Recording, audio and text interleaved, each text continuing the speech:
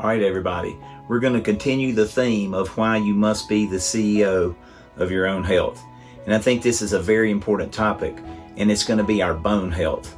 When we think of our bones, you got to think they support every joint, every muscle. They support our ability to stand, our ability to walk, our ability to lift things, our ability to do things. And bone strength is directly related to long-term health. So we need to understand, first of all, how the medical community continues to get it wrong by measuring only bone density. And so let's think about it. Bone density is just the size of the bone.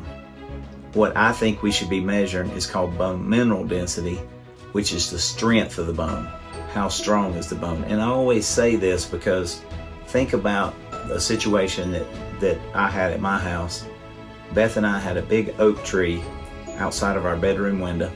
It was so big that we couldn't get on each side and reach our arms around and touch hands. That's how big this oak tree was. But one summer, it didn't have leaves on it. That tree was dead. It was still very dense, right? It was still very big, but we had to have it removed because limbs kept falling off. If there had been a big storm, it could have fallen, and it was right at our bedroom. So had it fallen, we're in the bedroom, as big as this tree is, it's over.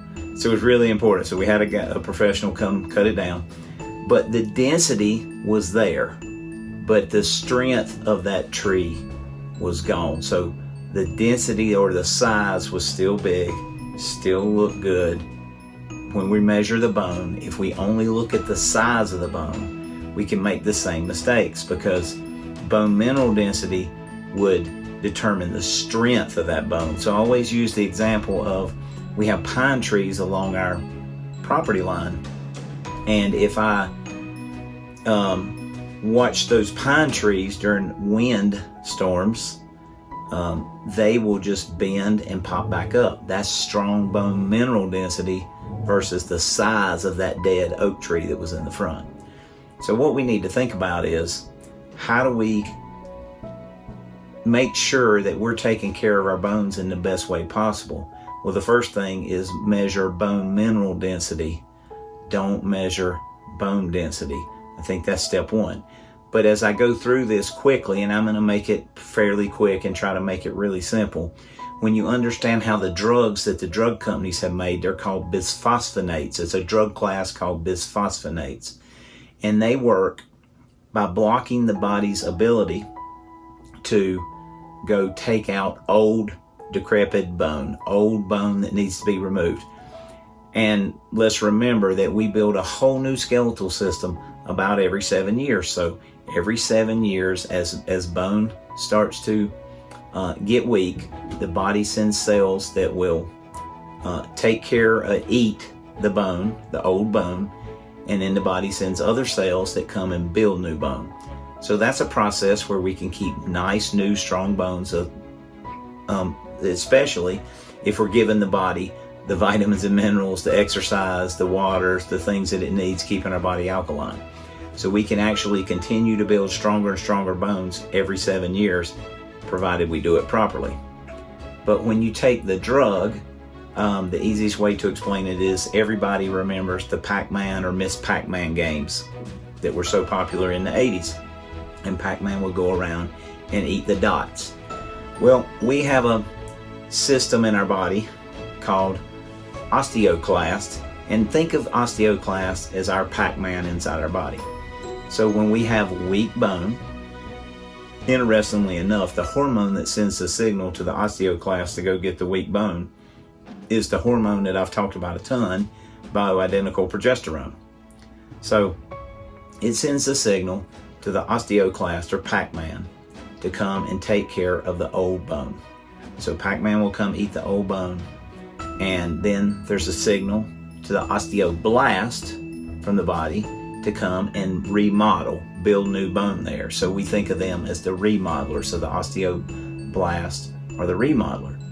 So the drug, the bisphosphonate drugs like Actonel, Boniva, Fosamax, which I believe has now been taken off the market, Reclass, there's newer ones, okay, and some of them you can, instead of taking once weekly or once monthly, now you can have a once a year injection. So really, really bad ideas for everybody. These drugs have half-lives that are so long that they're never coming out of our bodies once we take them. They're going to be there forever, and they've killed Pac-Man. Now, the reason that's important is because it doesn't kill your remodeler, your osteoblast. So you're building new bone. Your body is building new bone on top of old, weak bone, which guess what? Makes bad bone mineral density, makes weak bones. And I can prove it by their own admission in their package inserts of some of the side effects. So these drugs have massive side effects, including increased risk of esophageal cancers, all the common things: nausea, vomiting, diarrhea, stomach upset, muscle pain, bone pain. But the ones that really intrigue me, besides obviously esophageal cancer, oh, and by the way, it depletes your calcium, your magnesium, your potassium, your zinc, your phosphorus, all the things your body needs to, guess what? Build new, strong bone. So anyway, there's so many problems, but the major side effects that come with the drugs for your bones are these. They call it atypical femoral fractures. So the drugs to make strong bones cause you to have more breaks in the biggest and strongest bones in our body, the femoral bone in the leg, so that makes no sense, right? How would the drug that's supposed to make all my bones stronger make my femur weaker and more likely to break? And then another side effect is osteonecrosis of the jaw. So another really strong bone in our body starts to be necrosed, in other words, goes away, all right, becomes very weak and becomes damaged from the drug that's supposed to make our bones strong. So I always ask people, so if it makes the femur weaker and it makes the jawbone weaker, we're supposed to believe that it makes all the other bones better. So, that's what they expect us to believe. And apparently, that's what the medical system believes, because that's still the treatment of choice. We do a bone density test, we give them a bisphosphonate, and we do a bone density test, and we say, well, their bones got bigger. Well, of course their bone density got better because they're building new bone on top of old decrepit bone. So of course the size may improve, but the strength of the bone, by their own admission, is getting worse. So when we think about being the CEO of our own health, and we think about how backwards, this is completely backwards. Like the things we've talked about with treating diabetes, the things that we've talked about with treating cholesterol, the things that, we can go through the big list, the way that we treat the hormones for men and women, or lack of treatment of hormones for men and women. So this is just another really good example of how the medical system has it wrong, but you, as a member of the OptiU CEO membership, you are a good CEO and you know better, and now you can really think and ask for a bone mineral density test. And if they won't do it, of course I can order it for you. You can certainly make an appointment with Kim, the nurse practitioner, and she will order it for you versus the bone density test. And we'll make sure that we're doing the things that build strong bones. We're taking the foundational 4, we're taking the vitamin D with Super K, we're getting adequate exercise, especially strength training, resistance training, weight bearing training. We are drinking Kangen alkalinized, microclustered antioxidant water. We need to keep the body alkaline to preserve the minerals in the bones. And we're doing all the other things that we talk about. We have hormonal balance. Testosterone is extremely important for bone building for men and women. Progesterone is especially extremely important for women to be replaced. And estrogen is very important for bones for men and women.